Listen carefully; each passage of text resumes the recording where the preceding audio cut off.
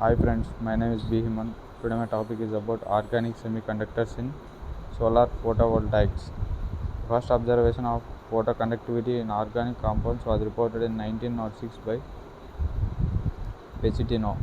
Photoconductivity in polymers was put in evidence in 1957.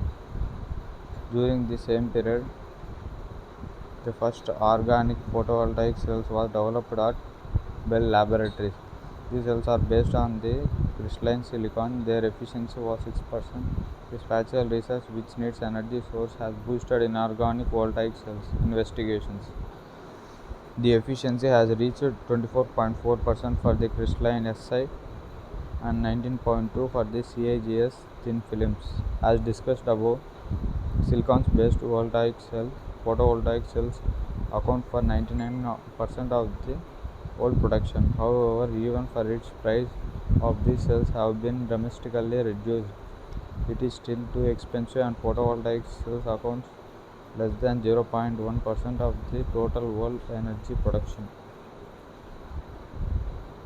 During the last 10 years, a new and strong interest has been devoted to the art of photovoltaic cells. Such new interest is motivated by two recent developers in organic semiconductor field.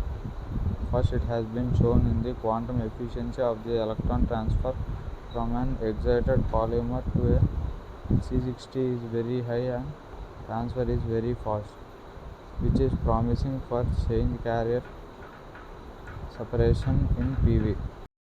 Secondly, the development of efficient organic displays based on the organic light emitting devices has shown that organic electronic components are variable. Those displays are now developed using the low cost technology, and these new technologies development of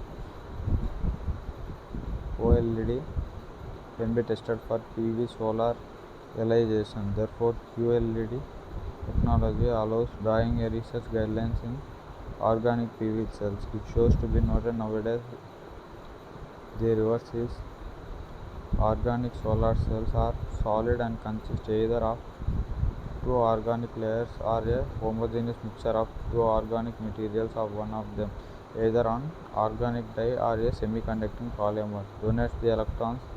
The other component serves as an electron acceptor. Specific band structure and electronic properties of organic materials.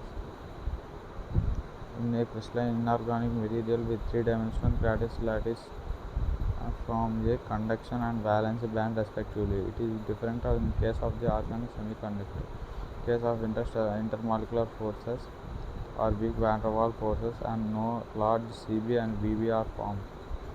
Therefore, the charge transport proceeded by hopping between localized states rather than support within a band. This means that charge carrier mobility in organic materials is smaller than in inorganic semiconductors.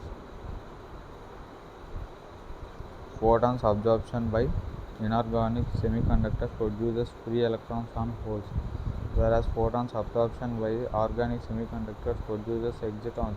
Electrons bound to hole, it is from this optically excited neutral state that free charge pair can be provided. The charge separation is more difficult in inorganic semiconductors due to their low dielectric constant. Upon light absorption, molecules are excited from the fundamental S0 to the excited state S. Singlet transitions are very efficient, similar to the direct transitions in inorganic semiconductors. They have the short lifetime. They can go back to the ground state through the luminescence or the photo emission. Organic photovoltaic solar cells requirements. Photon absorption from the solar spectrum. It can be seen that optimum band gap should be 1.1 eV to 2 eV. The majority of organic semiconductors have band gaps higher than 2.0 eV. However, it can be at least partly managed by varying the polymer chain length, and some macromolecules have their big band gap around 1.7 eV. After photon absorption and exciton formation, this exciton should reach a dissociation site. Exciton diffuses range in organic materials before this excision in around 10 nanometers, which means that the distance between an excision creation site and the dissociation site should not be higher than 10 nm. Thin film photovoltaics. Thin film photovoltaic cells made depositing one or more than the thin films in PV materials or supporting materials such as glass, plastic material. There are two types of materials: cadmium telluride and copper indium gallium diselenide. Both the materials can be deposited directly onto either the front or back of the molecule surface. Organic photovoltaics. Cells are composed of carbon-rich compounds that can be tailored to enhance a specific function of the PV cell, such as band gap, transparency, or color. OPV cells are currently only about half as efficient as crystalline silicon cells and have the shorter operating lifetimes, but could be expensive to manufacture in high volumes. That can also be applied to a variety of supporting materials such as flexible plastic, making POV able to serve a wide variety of uses. Quantum dots. Quantum dots also conduct the electricity through any time of the different that should be known. Quantum dots conduct the electricity through tiny particles of different semiconductor materials, which are few nanomaterials.